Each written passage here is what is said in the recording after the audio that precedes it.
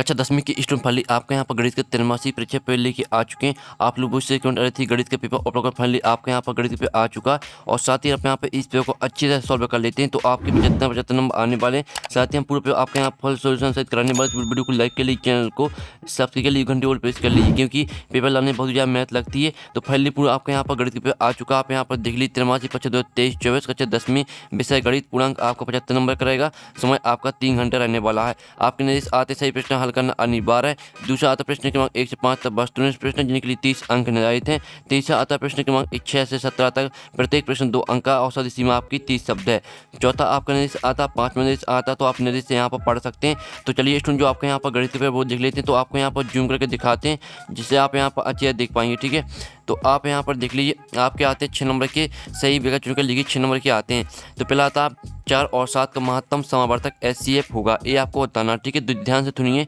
आपका आता 1, बात आपका 2 और 7 3 और दाता 4। तो यहाँ पर 4 और 7 का महत्तम समावर्तक HCF होगा तो इसका आंसर आपका करेक्ट आंसर आ हो जाएगा 1। ठीक है, और आपका दूसरा आता है यदि द्विघात बहुपद ax²। ठीक है, ax² plus bx plus c के शून्य अल्फा और बीटा हो तो अल्फा इंटू बीटा का मान होगा। ठीक है, ए आपको बताना है। तो आपका आता c/a और बाता a/c और साता माने c/a और दाता माने a/c।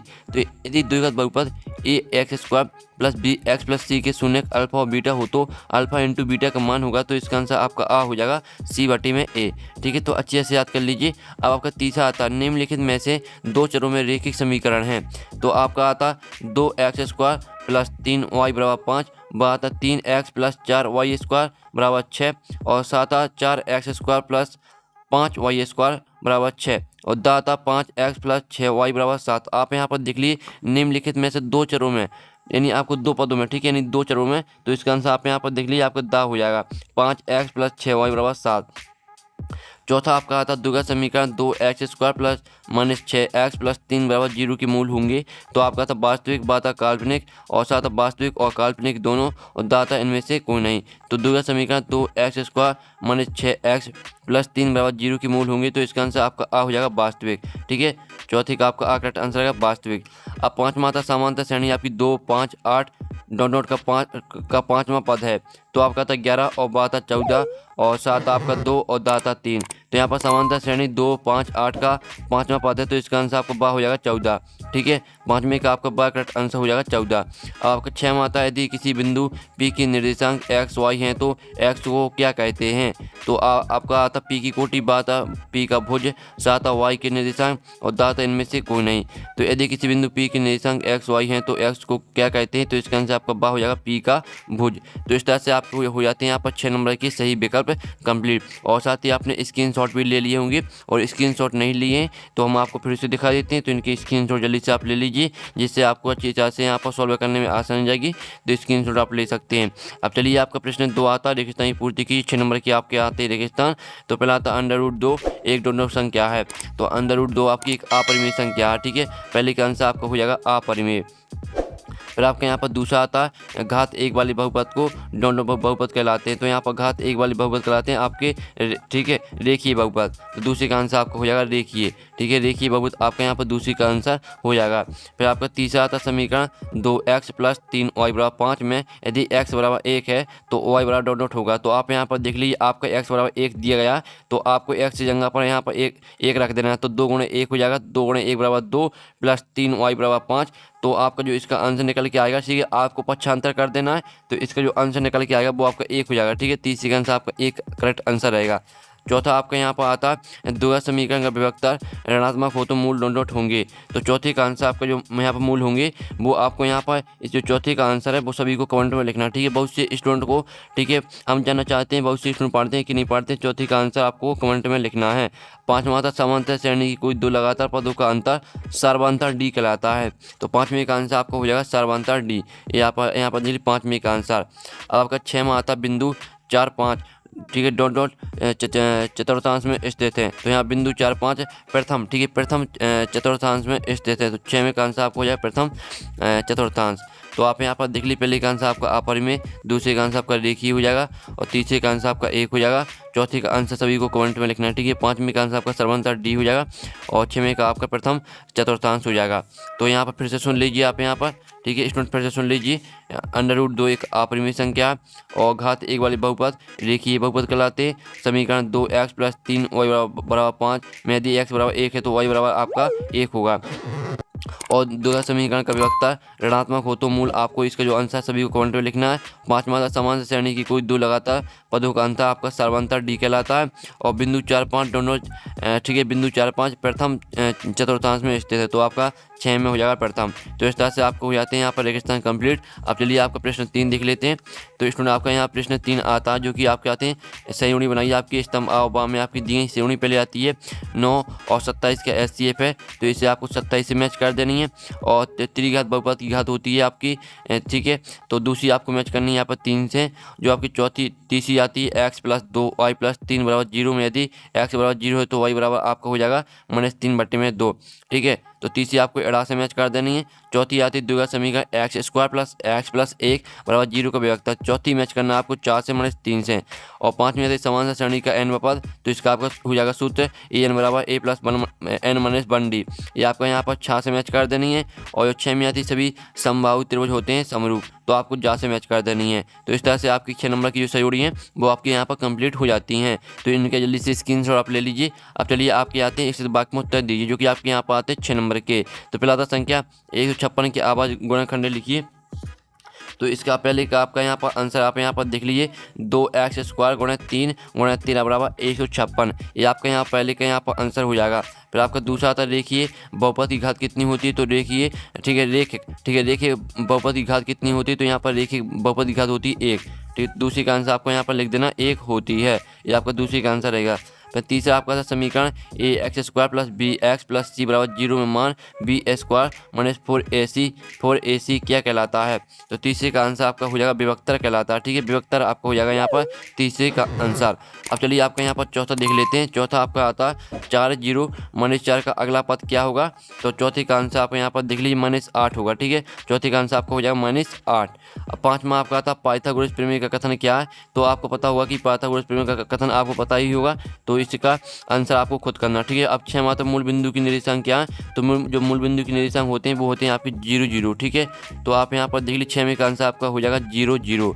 तो इस तरह से आपके हो जाते हैं एक शतभाग में उत्तर यहाँ पर कंप्लीट। फिर से सुन लीजिए, संख्या 156 की आवाज गुणनखंड लिखिए। तो इसका आंसर आपने दिखाई दिया 2x, ठीक है, 2² × 3 × 13 = 156।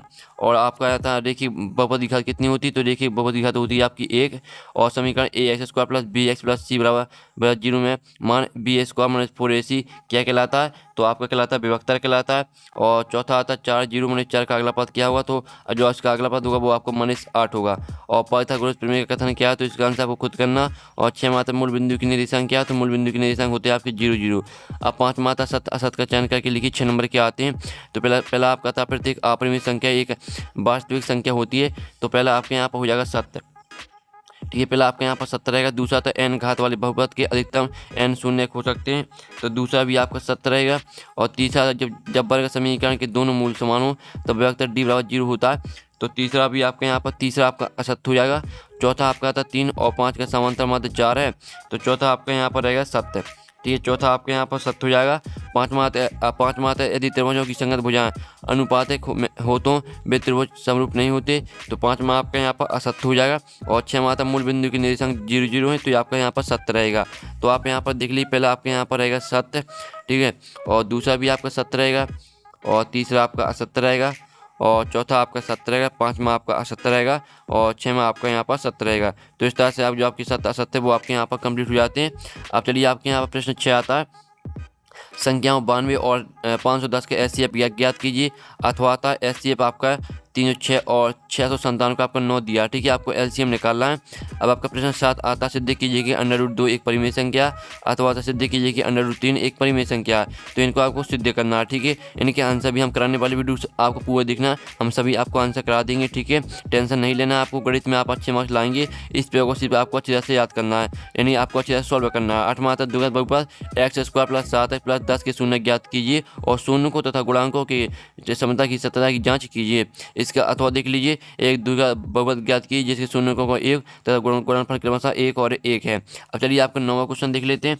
तो स्टूडेंट आपका यहाँ पर 9वां क्वेश्चन आता है, ठीक है। आप यहाँ पर एक द्विघात बहुपद ज्ञात कीजिए जिसके शून्यकों को एक तथा गुणनफल क्रमशः 1/4 और -1 है। अब आपका अथवा आता है द्विघात बहुपद x² + 7x + 10 के शून्य ज्ञात कीजिए और शून्यकों तथा गुणांकों के बीच सततता की जांच कीजिए। 10वां क्वेश्चन आपका आता है रेखीय समीकरण आपको y = mx + 3 में यदि x = -2 y = 5 हो तो m का मान क्या होगा, ये आपका 2 नंबर का रहेगा। इसका अथवा आप यहाँ पर देख लीजिए। अब आपका आता है 11वां क्वेश्चन, विलोपन विधि से आपको हल करना है इसको, ठीक है। आपके यहाँ पर समीकरण दिए हैं तो इनको आपको विलोपन विधि से हल करना है। अथवा आपका आता है प्रतिस्थापन विधि से हल कीजिए। तो आपको x + 3 y = 6 2x - 3 y = 12, तो इसे आपको प्रतिस्थापन विधि से हल करना है। 12वां आपका आता है द्वैध समीकरण 2x² - 7x + 6 = 0 के मूल्य क्या होंगे। अथवा आता 2 संख्याएं ज्ञात कीजिए जिनका योग 17 तथा गुणनफल 72, ठीक है 72 हो। तो इनको आपको यहाँ पर देख लीजिए। 13वां क्वेश्चन आपका आता है समांतर श्रेणी का प्रथम पद आपका a = 2 है, ठीक है, और समांतर आपका d = 2 है हो तो अगले पद चार आपको यहाँ पर 4 अगले पद निकालने हैं, ठीक है। आपको यहाँ पर इसमें सूत्र लगाना है और जहाँ कुछ आपको नहीं करना। अथवा था 3 अंकों वाली कितनी संख्या है 7 से विभाज्य। 14वां क्वेश्चन आता है बिंदु 2, 3 और 4 1 के बीच की दूरी ज्ञात कीजिए। अथवा आप यहाँ पर देते बिंदुओं -5 और 7 और -1 और 3 के बीच की दूरी ज्ञात कीजिए। 15वां क्वेश्चन आप यहाँ पर देख लीजिए, यदि 15 cot a = 8 हो तो sin a का मान आपका क्या होगा। अथवा आता है यदि tan a = 3/4 हो तो sin का मान क्या होगा।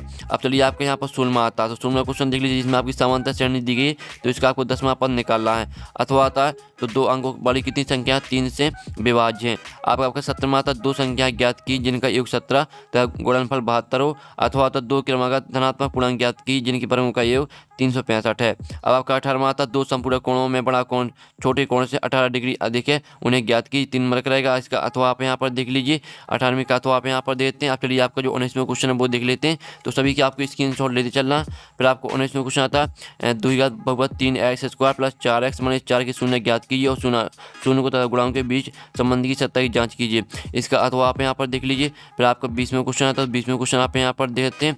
फिर आपका आता है 21वां क्वेश्चन, एक आयताकार खेत का विकर्ण उसकी छोटी भुजा से 60 मीटर अधिक लंबा है, यदि बड़ी भुजा छोटी भुजा से 30 मीटर अधिक हो तो खेत की भुजाएं ज्ञात कीजिए। अथवा देख लीजिए 21वें का 2 संख्याओं के वर्गों का अंतर 180 है, छोटी संख्या का वर्ग बड़ी संख्या का 8 गुना है, दोनों संख्याएं ज्ञात कीजिए।